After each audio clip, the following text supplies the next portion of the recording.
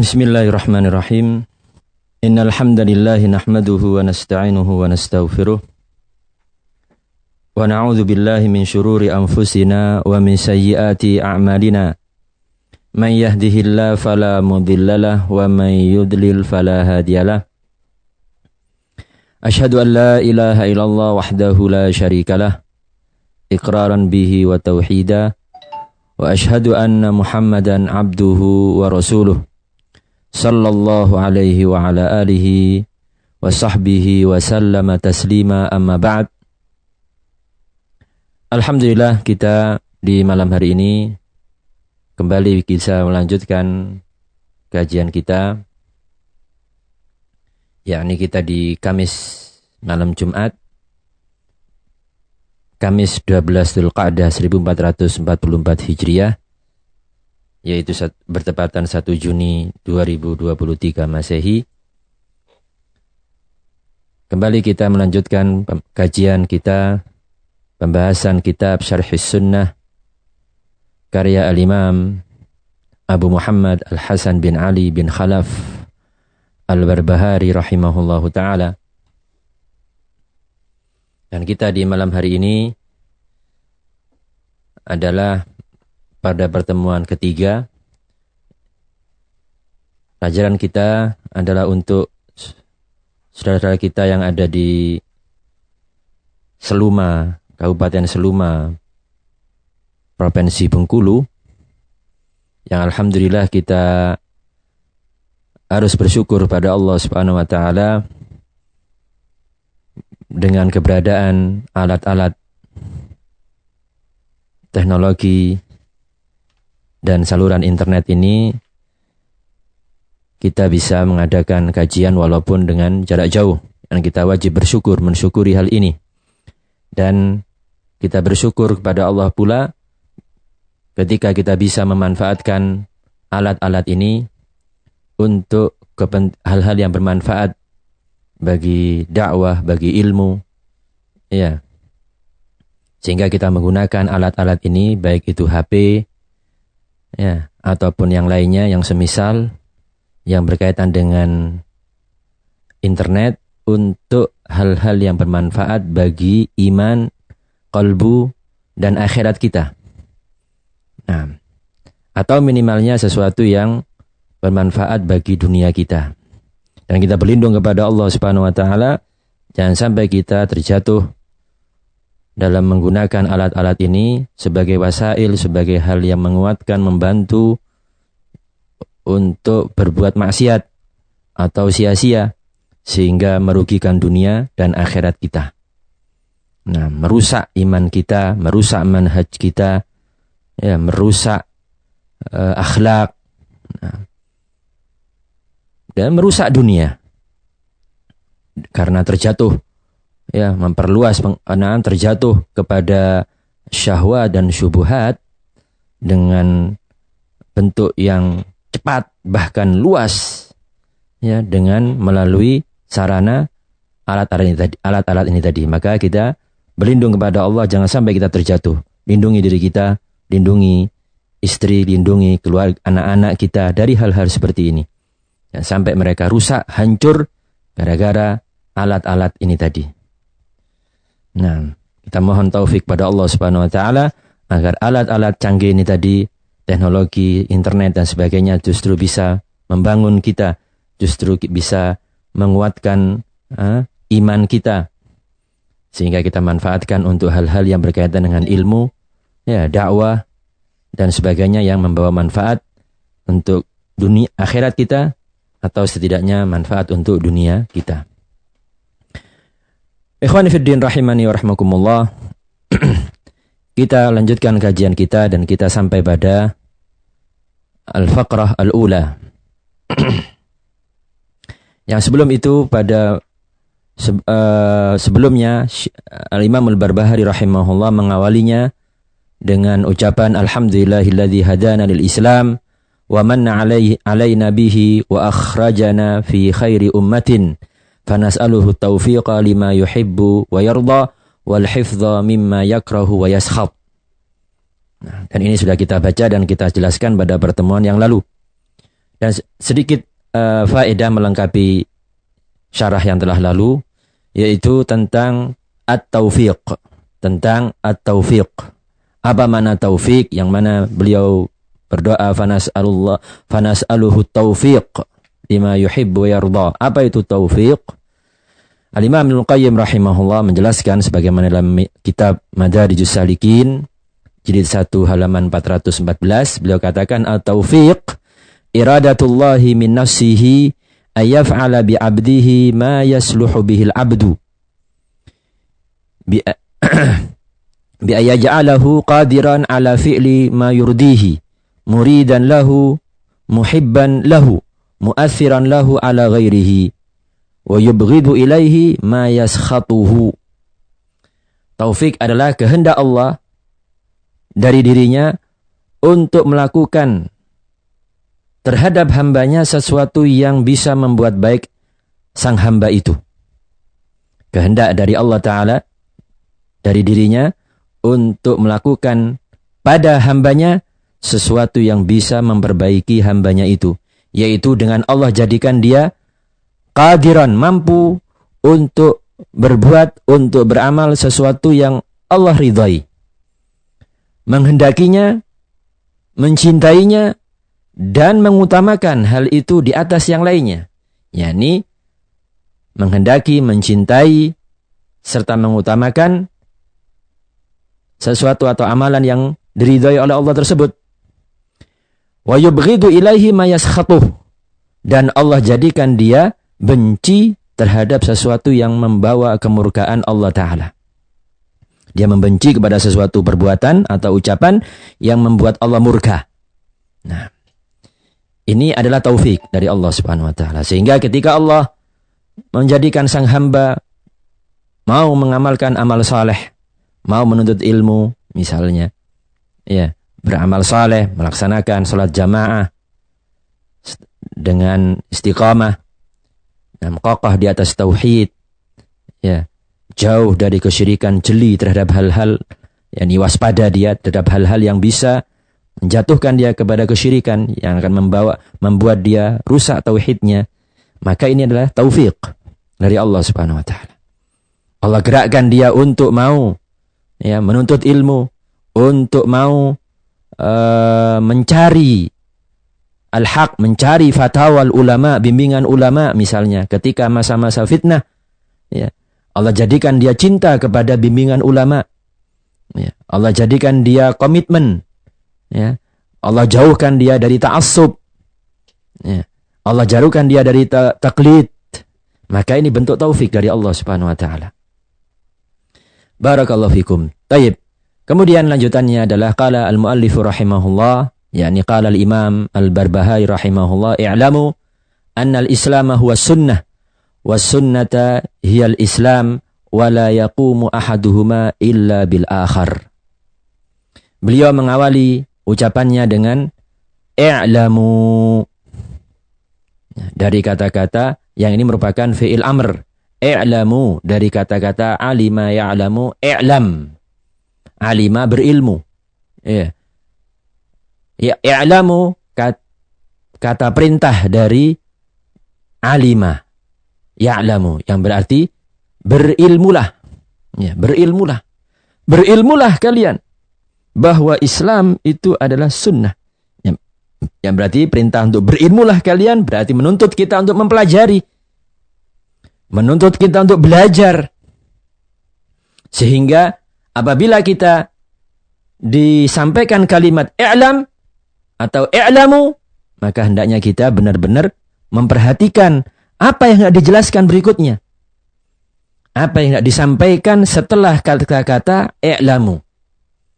Ya, karena itu kata para ulama menjelaskan makna kata ini, i'lam, kata Syekh Shalih Al-Fauzan, hadhihi kalimatun lil ihtimam.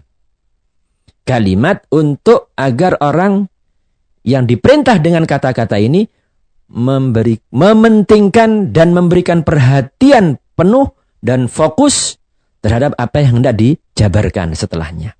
Sehingga kata beliau, makna i'lam ay ta'allam. Pelajarilah. agar engkau sampai kepada ilmu. Ya, sampai agar engkau menjadi berilmu. Nah, sehingga i'lamu annal islam huwa sunnah wa sunnata hiyal islam. Ketahuilah, pelajarilah, berilmulah tentang bahwa Islam itu adalah sunnah dan sunnah itulah Islam. Sehingga kamu harus mempelajari kenapa kok bisa Islam adalah sunnah dan kenapa sunnah itu bisa Islam. Kalau engkau pelajari, maka engkau akan berilmu tentang ini. Jadi, kalimat atau kata i'lam, kalimatun yu'ta biha lil ihtimam lima ba'daha. Satu kata yang dipakai agar orang yang mendengar itu mementingkan, mencurahkan perhatian dan fokus perhatiannya terhadap apa yang hendak disampaikan, dijabarkan setelah kata-kata itu. Ini contohnya penggunaan kata ini pada ayat firman Allah Ta'ala di ayat ke-19 surat Muhammad. Fa'lam annahu la ilaha illallah wastaghfir li dzambik. Allah katakan dengan kata fa'lam. Yang dari sini para ulama mengambil istinbat bahwa kalimat la ilaha illallah salah satu atau syarat utama, ya, yang ini menjadi syarat utama yaitu berilmu tentang maknanya. Karena Allah katakan fa'lam annahu la ilaha illallah wastaghfir li dzambik. Nah. Demikian pula Allah katakan i'lamu annallaha syadidul iqab wa annallaha ghafurur rahim. Nah. Sehingga kalau dikatakan fa'lamu, maka kita harus perhatian ini. Bahwa Allah atau sang pembicara akan menyampaikan sesuatu yang kita perlu memperhatikan dan mempelajarinya. Maka i'lamu annallaha syadidul iqab wa annallaha ghafurur rahim. Ketahuilah, berilmulah kalian bahwa sesungguhnya Allah itu maha keras azabnya, sangat keras azabnya, dan sesungguhnya Allah ghafurur rahim, maha pengampun dan maha penyayang. Allah syadidul iqab, maka ini akan melahirkan al-khauf, takut kita kepada Allah. Jangan sampai kita berbuat dosa, jangan sampai kita terjatuh kepada kekufuran, kesyirikan, karena Allah sangat keras azabnya. Namun Allah maha pengampun dan maha penyayang, sehingga apabila engkau berbuat dosa, segera bertaubat, segera kembali kepadanya. Allah ghafurur rahim. Maka ikhwani fiddin rahimani wa rahimakumullah, sehingga di sini ketika al-muallif mengatakan kepada kita i'lamu, maka berarti kita harus benar-benar mempelajari kenapa Islam itu adalah sunnah dan sunnah adalah Islam. Taib, Islam adalah as-sunnah. As-sunnah itulah Islam. Islam itu adalah at-tariqah yang dibawa oleh para rasul semuanya alaihimussalatu wassalam. Seluruh rasul datang membawa dinul Islam.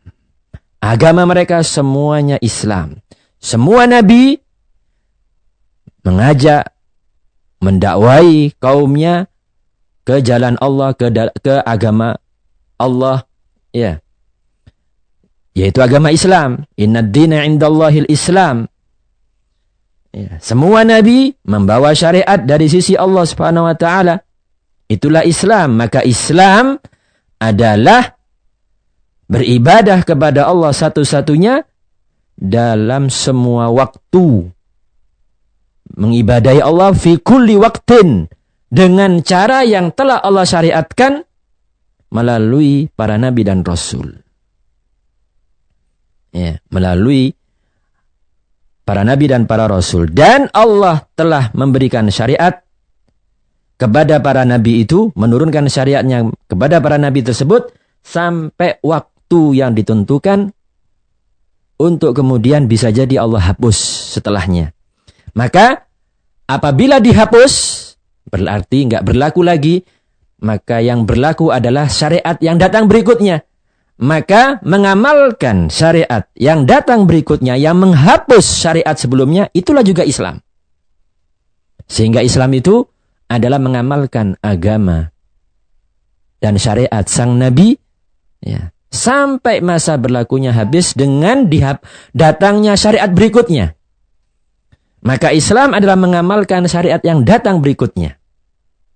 Dan demikian seterusnya sampai Allah Subhanahu wa taala menghapuskannya dengan syariat Nabi Muhammad, dengan datangnya syariat Nabi Muhammad sallallahu alaihi wasallam. Allah Ta'ala berfirman, likulli ajalin kitab yamhullahu ma yasha'u wa yuthbit wa indahu ummul kitab. Ya. Di setiap masa berlaku itu sudah ada ketentuannya dalam kitab. Ya, sudah ada ketentuan takdirnya, sudah ada ketetapannya dari Allah Ta'ala. Maka Allah hapus yang Allah kehendaki dan Allah tetapkan. Itu sesuai kehendak Allah. Allah menghapus, Allah menetapkan, tetap memberlakukan, maka itu sesuai kehendak Allah Ta'ala, dan itu sesuai dengan catatan takdir yang telah Allah tetapkan. Wa indahu ummul kitab, dan di sisi Allah lah ya induk kitab catatan takdir yang merupakan di Lauhil Mahfuz.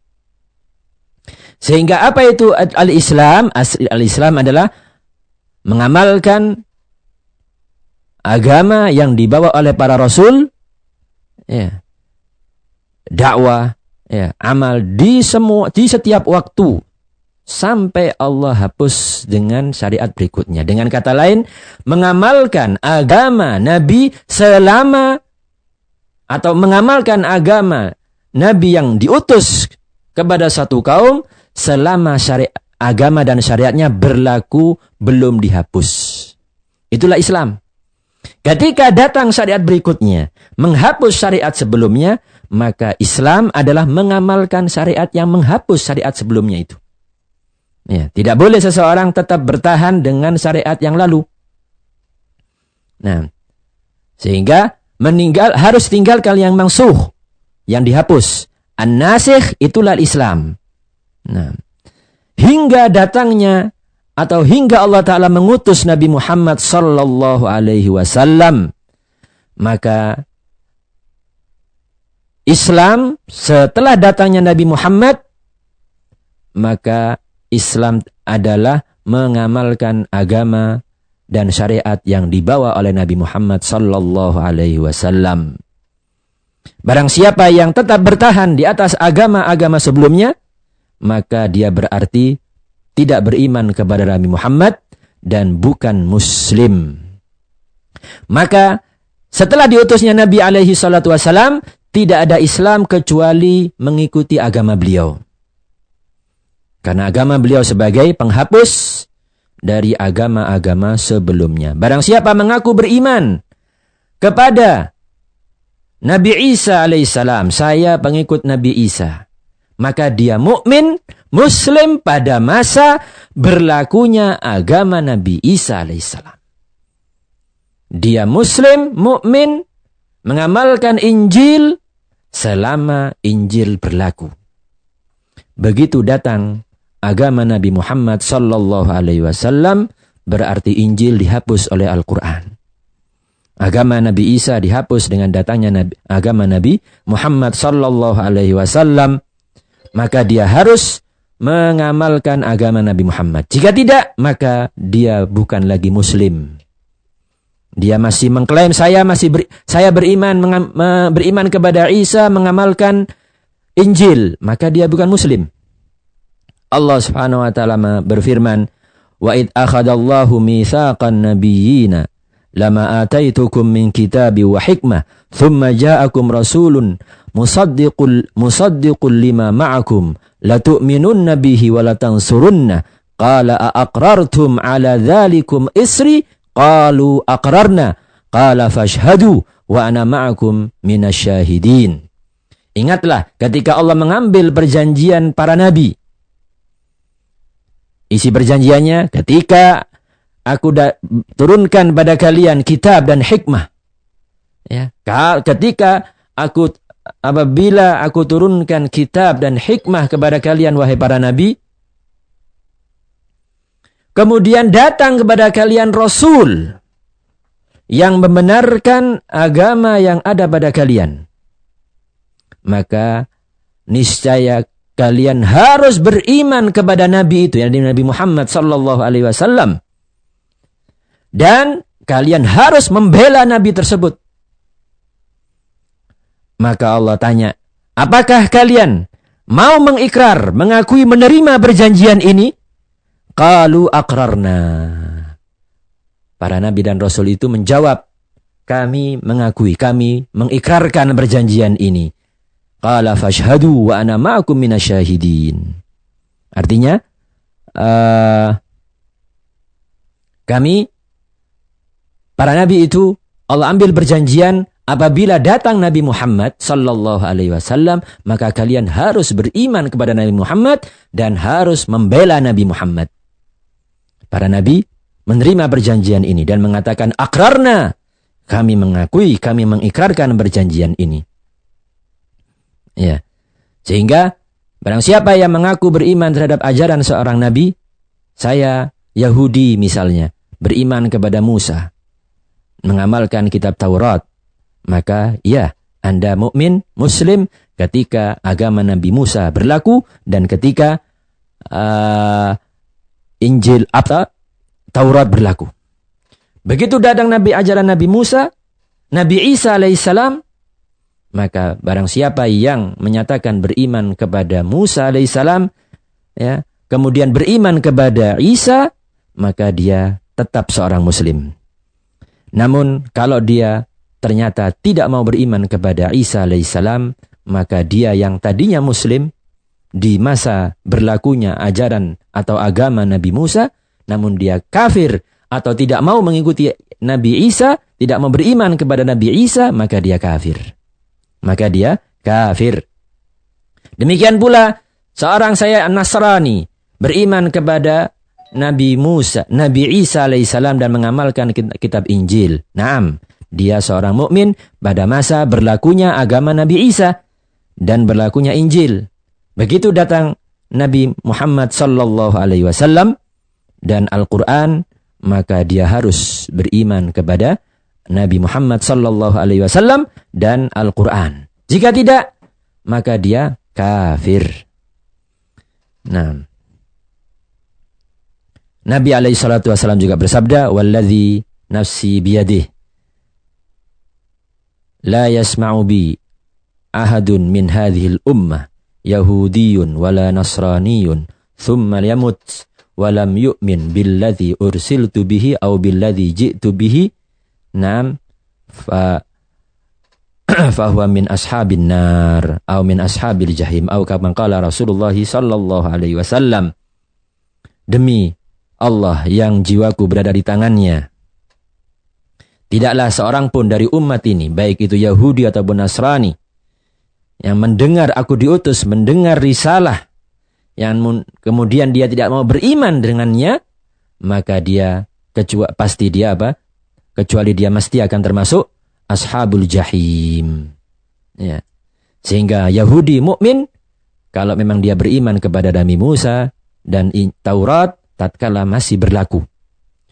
Ya, Nasara mukmin, muslim ketika dia beriman kepada Nabi Isa alaihissalam dan Injil tatkala masih berlaku.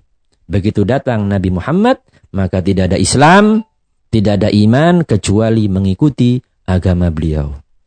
Mengikuti agama beliau. Sehingga dari sini kita tahu pula batilnya seruan yang mengajak kepada wahdatul adyan, penyatuan agama-agama. Tidak ada. Semua agama selain Islam yang dibawa oleh Nabi Muhammad sallallahu alaihi wasallam, maka itu sudah mansukh, tidak boleh diamalkan lagi. Seorang yang mengaku beriman kepada para rasul tadi itu, mengaku beriman kepada Musa alaihissalam, mengaku beriman kepada Nabi Isa alaihissalam, maka dia harus beriman kepada Nabi Muhammad sallallahu alaihi wasallam dan mengamalkannya. Jika beramal, jika mau beriman, maka dia muslim, jika tidak, maka dia kafir. Ikhwani fid din rahimani wa rahimakumullah. Nah, sehingga apa? Itulah Islam. Maka Islam harus ketika adalah diutusnya Nabi Muhammad sallallahu alaihi wasallam, itu adalah beriman dengan ajaran yang agama dan ajaran yang dibawa oleh Nabi alaihi salatu wassalam. Maka tidak ada Islam kecuali mengikuti Nabi Muhammad sallallahu alaihi wasallam. Nah, yang dibawa oleh Nabi, yang diajarkan oleh Nabi, itulah sunnah. Itulah apa? As-sunnah. Sehingga di sini apa? Dari sini kita bisa memahami annal islama huwas sunnah. Yakni karena Islam ya setelah diutusnya Nabi Muhammad sallallahu alaihi wasallam tidak ada Islam kecuali dengan cara mengikuti Nabi Muhammad. Nah, mengikuti tariqah agama ya dan ajaran Nabi Muhammad itulah sunnah. Itulah dinamakan sunnah. Maka al-Islam huwas sunnah. Ya. Al-Islam huwas sunnah. Nah, paham ya dia sekarang? Sehingga apa?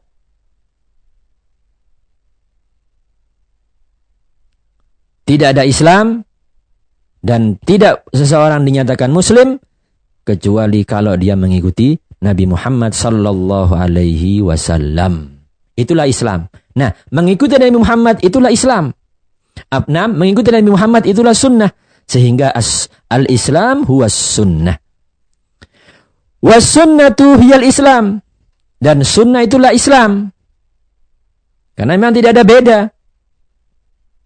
Ya, karena Anda mengamalkan sunnah, yang berarti Anda mengikuti tariqah Nabi Muhammad sallallahu alaihi wasallam, mengikuti agama Nabi Muhammad, mengikuti ajaran beliau, maka berarti Anda ketika itu mengamalkan Islam. Sehingga as-sunnah di sini yang merupakan apa? Bermakna umum yang meliputi apa? Tariqah Nabi Muhammad sallallahu alaihi wasallam semuanya. Inilah Islam, inilah as-sunnah yang dikatakan oleh Nabi alaihi salatu wasallam, fa'alaikum bisunnati wa sunnatil khulafa ar-rasyidin al-mahdiyyin min ba'di. Inilah sunnah dengan makna ini. Atas kalian wajib, atas kalian berpegang dengan sunnahku dan sunnahnya para khulafa ar-rasyidin al-mahdiyyin min ba'di. Ya. Sunnah adalah ma ana alaihi al-yawm wa ashabi. Adalah yang aku berada di atasnya pada hari ini dan para sahabatku. Itulah sunnah. Dan itulah dinul Islam. Itulah dinul Islam. Sehingga ikhwani fiddin rahimani wa rahmakumullah, al-Islam itulah as-sunnah dan sunnah itulah Islam. La yaqumu ahaduhuma bil akhar. Ya. Yakni apa? Islam tidak akan tegak kecuali dengan sunnah. Dan sunnah tidak akan tegak kecuali dengan Islam. Barang siapa yang mengklaim Islam namun tidak mau mengamalkan as-sunnah, yakni tariqatul Rasul, dinur Rasul, maka dia bukan Muslim. Maka dia bukan Muslim. Nah, demikian pula orang yang mengerti sunnah namun tidak mau berislam juga bukan Muslim. Meskipun dia kenal sunnah, ngerti sunnah, dia harus apa? Berislam. Sehingga sebagaimana kata Syekh Shalih Al-Fauzan dalam syarahnya, fala budda minal jam'i bainahuma. Harus menggabungkan keduanya. Ya. Barakallahu fikum. Ini penjelasan tentang ucapan al-muallif, yaitu apa? Al-Islam huwa sunnah was sunnah hiyal Islam. Kata al-Allamah Rabi bin Hadi al-Madkhali dalam syarahnya, fa innal islama huwa da'watul anbiya jami'an. Ya. Kemudian membacakan ayat innad dina 'indallahil Islam dan ayat wa may yarghab wa may yabtaghi ghairal islami dinan falay yuqbala minhu wa huwa fil akhirati minal khasirin. Sehingga Islam merupakan dakwah semua para nabi. Was sunnah hiya tariqatin nabi wa manhajuhu wa akhlaquh. Faman lam ya'ti bihadhihi sunnah fahuwa mubtadi'un dhal. Lam ya'ti bil Islam. Ya. Sunnah itu adalah tariqatun Nabi, manhaj dan akhlak beliau.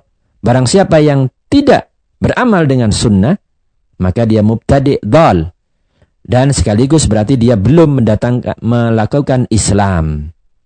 Nah, belum melakukan Islam. Waqad yakunu katsirun mimman yata'ammadu hadhil mukhalafah kafiran aw munafiqan. Dan banyak dan terjadi bahwa banyak orang yang sengaja melakukan penyelisihan terhadap sunnah Nabi itu menjadi kafir atau munafik. Na'udzubillahi min kulli dzalik. Nah, sehingga ikhwani fiddin rahimani wa rahimakumullah, dari sini, dari penjelasan di atas, kita bisa faham kenapa al-muallif mengatakan al-Islam huwa sunnah was sunnah hiyal Islam. La yaqumu ahaduhuma illa bil akhar. Karena itu syahadah kita, syahadatan. Syahadah kita yang satu rukun pertama dalam Islam itu ada 2 syahadah. Asyhadu an la ilaha illallah wa anna Muhammadar Rasulullah. Ya, sehingga bukanlah Islam kalau tidak mengakui Nabi alaihi salatu wasallam. Sehingga berislamnya harus mengikuti Nabi. Nah, itulah Islam. Mengikuti Rasul itulah Islam. Ya, Islam tidak bisa kecuali kalau dia mengerti ajaran Nabi alaihi salatu wasallam. Al-Islam wa sunnah. Sunnah itulah Islam. Nah, itulah al-Islam. Barakallahu fikum. Mungkin sampai di sini pelajaran kita di malam hari ini.